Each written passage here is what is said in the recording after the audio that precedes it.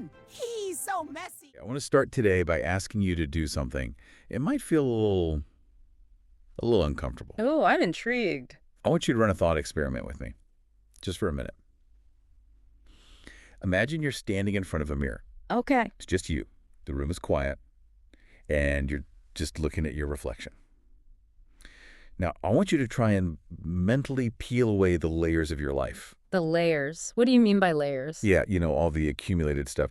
So peel away the job title you work so hard for. Right. Then peel away the degree you have hanging on your wall.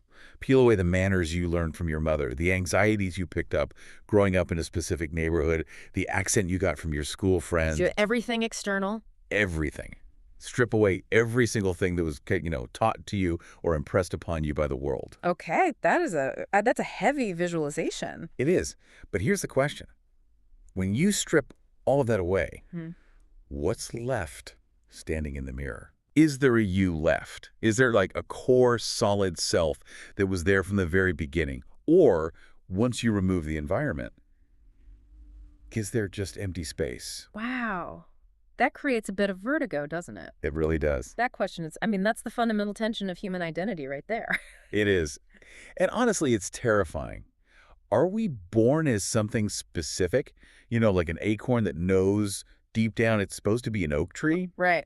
With a pattern inside. Or are we born as empty vessels, blank tapes, just waiting for the world to come along and record a story onto us? Most people, I think, treat this as a philosophical debate.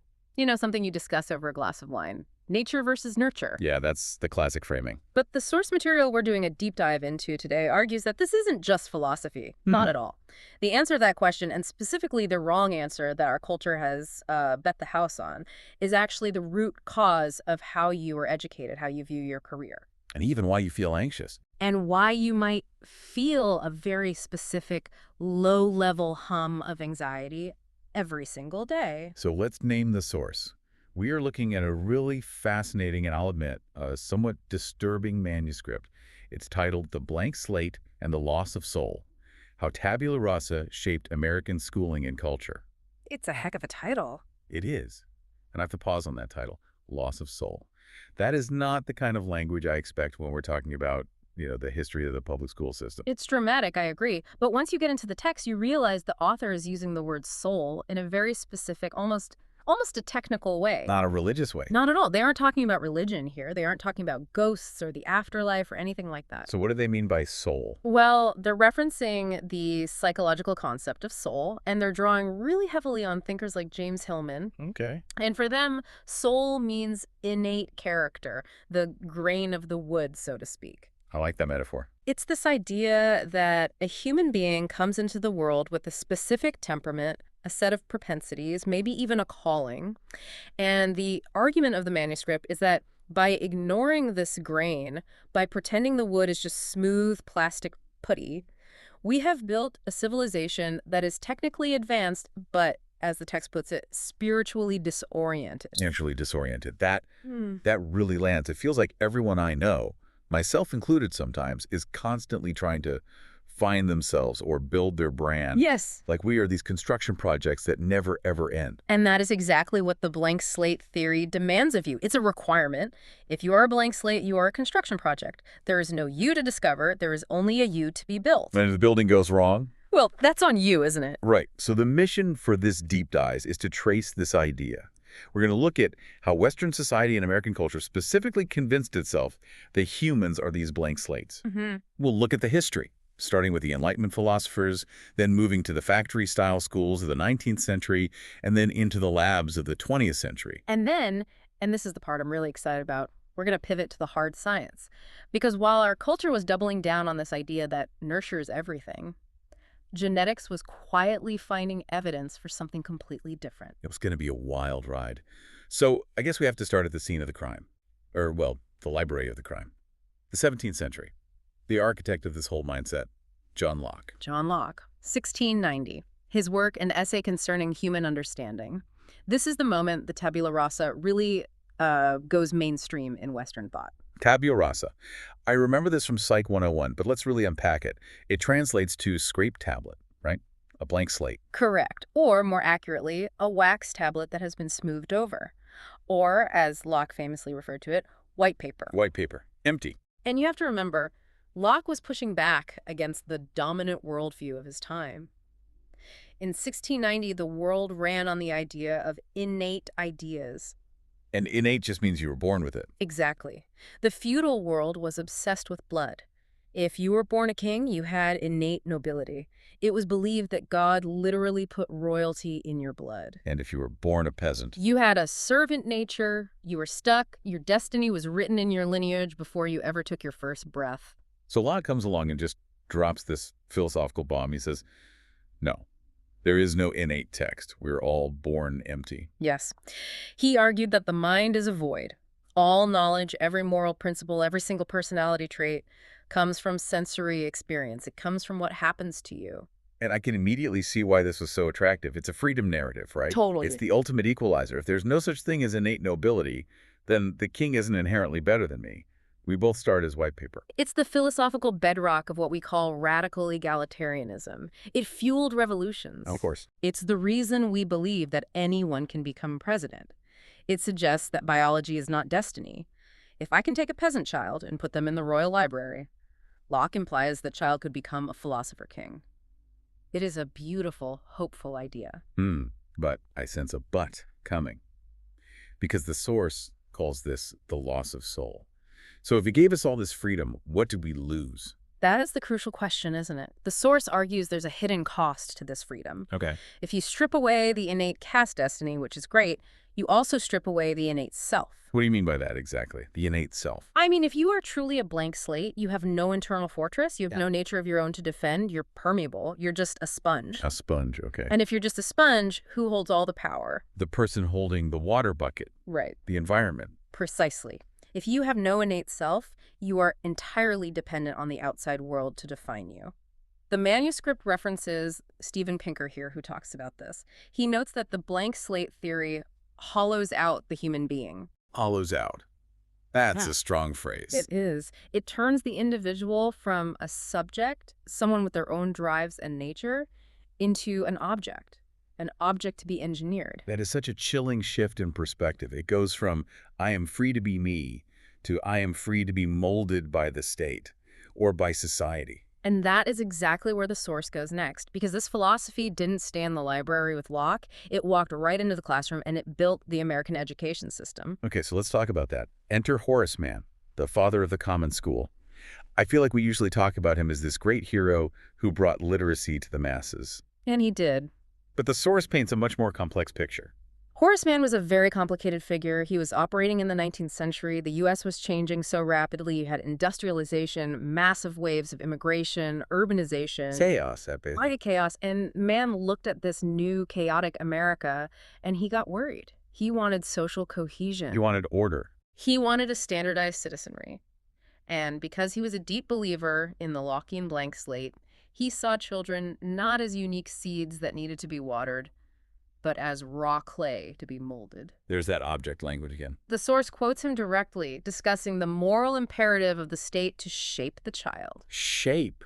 That's such an active, almost aggressive verb when you apply it to a human being. It really is. The goal wasn't just teaching reading and writing. The goal was to install a specific operating system. They wanted to program ideal citizens. And what did an ideal citizen look like back then? Well, they wanted the Protestant ethic punctuality, obedience, a tolerance for repetitive labor, the skills you'd need to work in a factory. And then you add the Industrial Revolution on top of all that. This is where the factory model of school comes in. And honestly, once you see it, you cannot unsee it. It's uncanny, isn't it? It really is. As the U.S. industrialized, the schools needed to scale up. They needed to process more kids faster. So they looked around at the most efficient organizations of the day. Which were factories. This is why we have age grading. Which I always just accepted as natural law. Of course, the 6-year-olds are all together. But think about it for a second. In any other human context, a village, a family, a tribe, children are mixed. The older ones teach the younger ones. Age grading is a factory concept. It's batch processing. It's batch processing. You sort the raw materials, the children by date of manufacture. To put them on the conveyor belt, that's first grade. Exactly. Then you apply a uniform treatment math class. The bell rings, which is literally a factory signal, and the conveyor belt moves them to the next station, history class. The logic is pure blank slate. Absolutely. If every child is the same raw material and we applied the same inputs, we should get the same outputs, a perfectly standardized product. The human machine. That is the term used in the text. The student is viewed as a human machine that needs to be optimized. And here's the real tragedy of that model. If the output is wrong, if a child doesn't sit still or learns differently or just resists the programming, the system doesn't say, oh, this machine was built for a different purpose. No, it says the machine is broken. Or the machine needs to be fixed. We don't adjust the environment to fit the child. We blame the child for not fitting the environment. And this is where we start to see the roots of pathologizing childhood behavior, things that might just be temperament. Exactly. But if you think the factory model was rigid, just wait until the 20th century, because that's when the psychologists get involved. Right, we have to talk about behaviorism. This is the moment the blank slate gets a scientific veneer. Right. Early 20th century, psychology is trying desperately to be taken seriously as a hard science, like physics or chemistry. It wants a seat at the adult table. It does. And in physics, you measure things you can see and quantify. You can't see a soul. You can't put a desire in a beaker. You can't measure innate talent with a ruler. So they just decided those things didn't exist or weren't worth studying. Functionally, yes. They decided to focus only on what they could see and measure. Inputs and outputs, stimulus and response. And the high priest of this movement was John B. Watson. The source quotes a really famous claim Watson made in 1913. I have it here, and I want to read it because the sheer arrogance is just breathtaking. It's a doozy. He says, "Give me a dozen healthy infants, well-formed in my own specified world to bring them up in, and I'll guarantee to take anyone at random and train him to become any type of specialist. I might select doctor, lawyer, artist, merchant chief, and yes, even beggarman and thief, regardless of his talents, penchants, tendencies, abilities, vocations, and race of his ancestors." Regardless of his talents. That is the key phrase. It's everything. Watson is saying that biology is 0. Environment is 100%. He's claiming he can literally manufacture a doctor or a thief just by tweaking the settings of the room. It's the ultimate expression of control. And notice the beggarman and thief part. He's explicitly saying that moral character is also just a product of conditioning. So there's no good seed or bad seed. No, there's just programming. And this approach, it effectively pathologized the soul. If you tried to talk about a child's nature or temperament to a behaviorist, they would look at you like you were talking about astrology. It was unscientific nonsense to them. But this isn't just history. The source argues that this thinking, this denial of the inner self, has a massive psychological cost that we are all paying right now, today. And this brings us to the cultural consequence section of the manuscript. And to really understand the cost, we need to introduce the hero of the counter-narrative in the text, the psychologist James Hillman. So he was a psychologist, but definitely not a behaviorist. Definitely not. He was a Jungian. He believed in the psyche, in archetypes, in the soul. And he hated this blank slate idea with a passion. He championed what he called the Acorn Theory. I love this image. Walk us through the Acorn Theory. It's a beautiful metaphor, Hillman says. Look at an acorn. It's small. It looks simple. But inside that shell, there is a complete pattern. It contains the entire image of the oak tree it is meant to become. Right. It already knows how to grow rugged bark. It knows the shape of its leaves. It doesn't need to be taught how to be an oak. It just needs soil and sun and water for that potential to unfold. So he's saying the humans are acorns. We come into the world with a pattern. Yes. He argues that each person is born with a unique image or character or daemon. That's the Greek term he uses for it. It's a kind of calling. Not necessarily a job, but a specific way of being in the world that is unique to you. Okay, so if Hillman is right, if we were all acorns, what happens when you take an acorn and you tell it that it's a blank slate? You get the modern mental health crisis. That's what the source argues. It identifies the first major cost as the stress of self-invention. Oh, this hits home for me. I think it will for a lot of people. Think about it. If you are truly a blank slate, then who you are isn't something you discover. It's something you have to invent from scratch. It makes identity a task. It's a homework assignment that never ends. It makes identity a project. And in a society that believes in infinite malleability, there is infinite pressure. If you can be anything, if Watson is right and you can be a doctor or a merchant chief just by trying hard enough, then if you don't achieve that, who is to blame? You are. It's your fault. Yeah. Or your parents' fault for not playing enough Mozart to you when you were in the womb. Exactly. This creates what the source calls a burden of optimization. In a blank slate culture, failure isn't just bad luck, and it isn't just fate. It's viewed as a failure of programming or a failure of effort. Which leads to this victim mentality the source discusses. Can you connect that for me? How does believing I can be anything possibly make me feel like a victim? Because if the environment is all powerful, then the environment is also the villain in every single story. Ah, okay. If I'm not happy or if I'm not successful or I'm not well adjusted, it must be because my environment failed me, my parents didn't do enough, the school system was wrong, society is structured incorrectly. It externalizes everything. It does, and the psyche becomes this problem to be fixed or managed by therapy rather than a pattern to be lived out.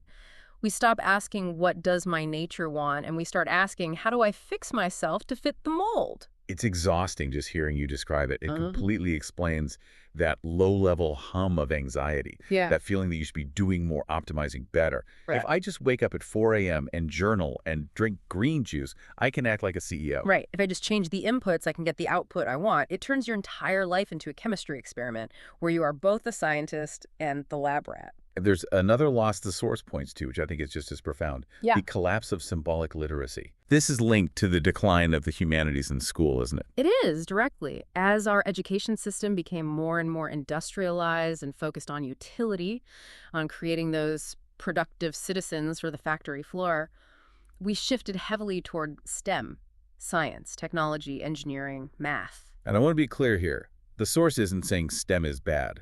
We need bridges. We need vaccines. Of course not. It's not an anti-science argument. But we also need to know how to live. Exactly. The source argues that in our focus on the technical, we lost the language of the inner life. We stopped reading myths. We stopped learning about rituals and traditions. We began to treat culture as a volatile accessory, something nice to have if you have some spare time, but not essential to being a functioning human. The Hillman would say those myths are tools, not accessories. They are essential tools. Hillman would argue that myths and stories are the maps for the soul. They tell us what it means to struggle, to fail, to grow, to triumph. If you know the story of the hero's journey or the story of Icarus and hubris, then when you face a crisis in your own life, you can say, I am in the dark forest right now. People have been here before. There is a way out. But without those stories. Without them, we are, in the words of the source, spiritually weightless. We face a crisis and we just think, something is wrong with my brain chemistry. Or I need to fix my mindset. We have all this technical proficiency. We can code, we can build AI, but we don't know how to navigate our own despair or our own joy. We have the hardware, but we deleted the user manual. Okay, so that is the diagnosis. And it's pretty grim. We've built a world on the premise that we are empty and it's making us anxious, hollow, and exhausted. But this is where the story takes a really sharp turn. It does. Because while the schools and the culture were operating on this blank slate model, the hard sciences were finding something very, very different. This is the biological counter-narrative. And it's so fascinating because for a very long time, suggesting that biology played a major role in behavior was, well, it was taboo. Well, yeah. I mean, it was associated with some really dark stuff. Eugenics, racial science. People were terrified of biological determinism. And justifiably so. We don't want to go back to a world where your bloodline determines your rights and your value. But the science of behavioral genetics kept advancing, and the data just became undeniable. And the source brings up a psychologist named Eric Turkheimer. In the year 2000, he laid down what he called the 3 laws of behavioral genetics. And these laws, they basically take a sledgehammer to the blank slate. They really do. So let's go through them. Law number 1. All human behavioral traits are heritable. All of them. I want to be sure I understand the scope of all. Are we just talking about obvious things like eye color and height? Or are we talking about personality? We're talking about everything. Intelligence. Heritable. The big 5 personality traits, conscientiousness, agreeableness, and so on. Heritable. Susceptibility to mental illness. Heritable. But it gets weirder than that. It gets much weirder. The source lists things you wouldn't expect. How much you watch TV, how likely you are to get divorced, how religious you are. Wait. How can watching TV be genetic? There isn't a gene for Netflix. No, of course not. There isn't a Netflix gene. But there are genes for things like sensation-seeking or lethargy or need for visual stimulation. And in our modern world, with our environment, those genetic drives might manifest as binge watching a show. So the gene creates a tendency, and the environment provides the outlet. Exactly. The point is, Locke's white paper does not exist. There is text already written on the page before you were born. Okay, so law number 1 says nature matters a lot. But law number 2 is the one that really shocked me, and I feel like this is the one that makes parents really angry. Law 2 is the one that upsets the whole apple cart. It says, the effect of being raised in the same family is smaller than the effect of genes. So the shared environment, Mm-hmm. the house, the parents, the school you go to, matters less than the DNA you're born with. This standard view, the blank slate view, is that parenting is everything. If you read to your kid every night, they will be smart. If you are kind to them, they will be kind. Right. But Law 2 says that the shared environment accounts for a shockingly small percentage of the variation in personality between siblings when they grow up. So if I have 2 kids and I raise them in the exact same house with the same rules and they turn out completely different. It's not because you failed one and succeeded with the other. It's because they have different genomes. They are different acorns. That is actually kind of liberating for parents when you think about it. It takes so much pressure off. It should, but it completely destroys the factory model of schooling because it proves that you can put 30 kids in the same classroom, the same shared environment, and you will not get uniform outputs. It's biologically impossible. Okay, so nature is huge. Shared environment is surprisingly small. But then there's law number 3, and the source presents this one as a bit of a mystery. Yeah, Law 3 is the really cool one. It states, a substantial portion of variation is not accounted for by genes or family. So if it's not nature and it's not nurture, what on earth is left? Geneticists call this the non-shared environment. It's all the unique experiences an individual has that their siblings don't. The random stuff. One kid gets a bad fever at age 2, the other doesn't. One kid has an inspiring art teacher in 4th grade, the other gets a bully on the playground. It's the chaos of life. It's the chaos of life.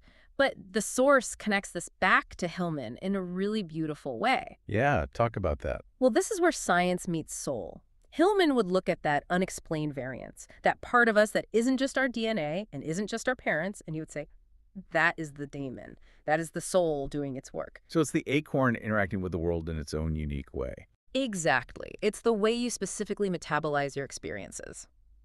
2 people can go through the exact same trauma. One of them collapses, the other one becomes a poet. Why? Genetics plays a role, sure.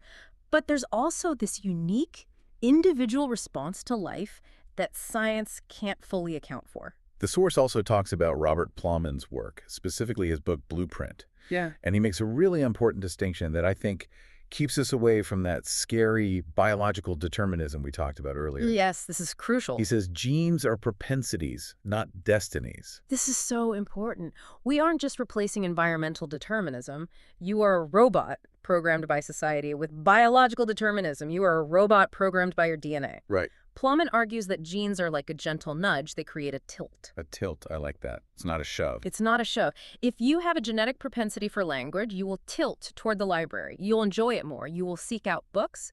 If you have a propensity for physical risk, you will tilt toward the football field or the climbing gym. And this is the concept of gene-environment interaction. We aren't passive clay being molded by the world. We are active participants. We select and create our environments based on our nature. Yes. The child shapes the environment just as much as the environment shapes the child. A naturally aggressive child will elicit different reactions from a teacher than a naturally shy child will. They are actively creating their own unique worlds. And this brings us right back to the tragedy of the classroom, the round peg problem, as the source calls it. If we ignore these blueprints, if we pretend every child is a blank slate, we end up trying to force round pegs into square holes over and over again. Give me an example. We look at a child who, by nature, is high energy, physical, maybe a bit impulsive, a hunter type, essentially, from an evolutionary perspective. Okay. And what do we do with that child? We put them in a tiny plastic desk for 7 hours a day under fluorescent lights and tell them to stare at a whiteboard and not move. And when they can't do it, when their biology literally screams against that environment. We don't say, this environment is a bad fit for this child. We say, this child has a disorder. We pathologize the difference. We do. We medicate the acorn because it isn't acting like a pine cone. We interpret a mismatch of environment as a defect of the soul. That is heartbreaking. It really makes you rethink the entire definition of health in our system. It does. Is health about flourishing in a way that's true to your nature? Or is health just about compliance with the system? So we've diagnosed the problem, we know the history, we know the cost, and we know the science. Yeah. Now for the biggest question, what do we do? If the blank slate is a myth, if we come with a sketch, how do we change education? How do we change our own lives? The source proposes a fundamental shift in mindset, a shift from imposition to extraction. Extraction. I love this because it brings us back to the roots of language itself. The word education comes from the Latin educere. And educer doesn't mean to stuff in or to impose upon. It means to lead out or to draw out. So the original meaning of education was anti-blank slate from the beginning. Completely. The blank slate model is imposition. I am the teacher, I have the knowledge, and I'm going to push it into your empty head. A true model, a soul-based model, is extraction.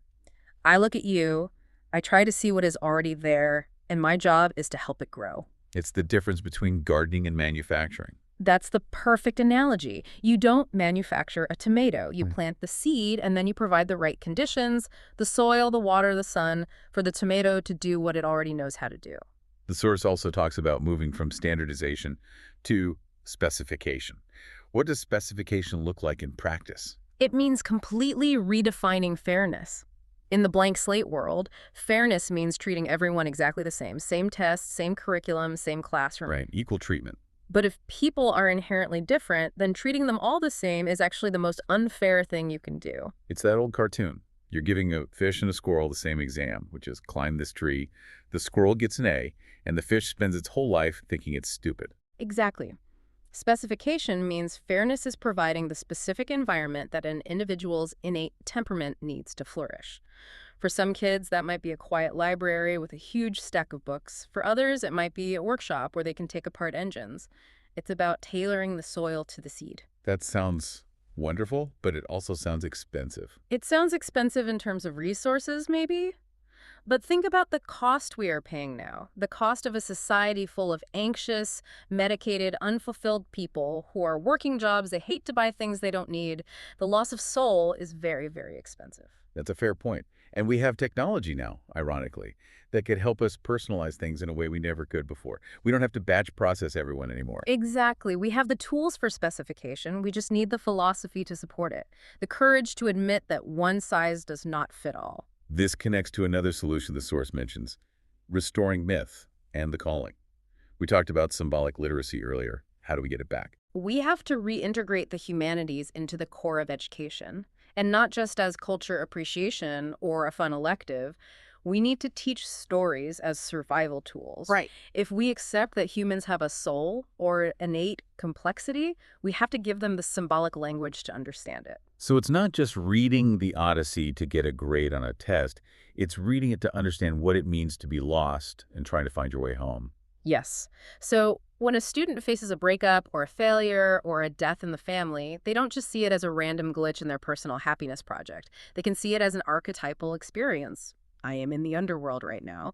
That language gives dignity to suffering. And it stops the victim mentality. It does, because the hero in the story always suffers. That's part of the deal. It's not a bug. It's a feature of a meaningful life. And finally, reframing career counseling. The source talks about moving from constructing a brand to listening to the calling. This is my favorite part, to be honest.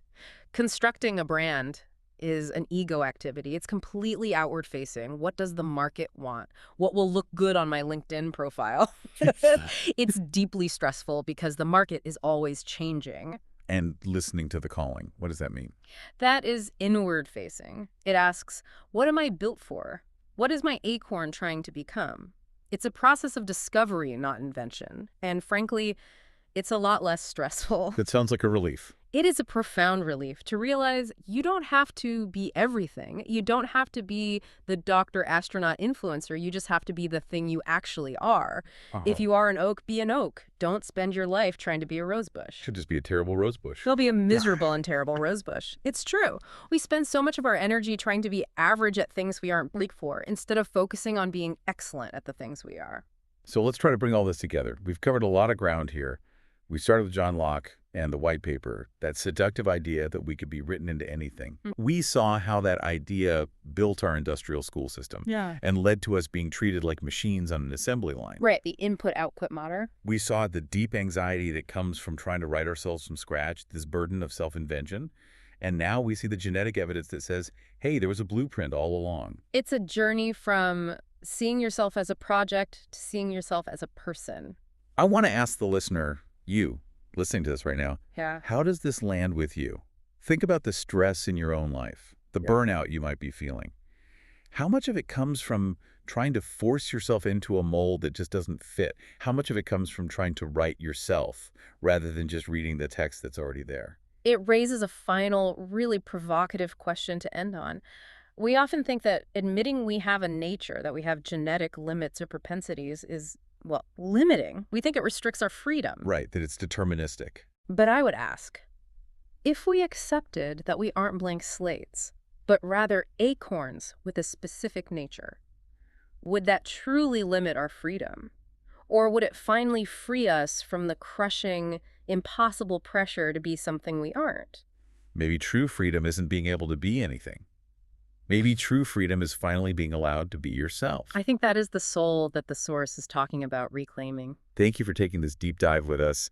It's definitely changed how I'm going to look in the mirror tomorrow morning. Me too, for sure. We'll see you on the next one.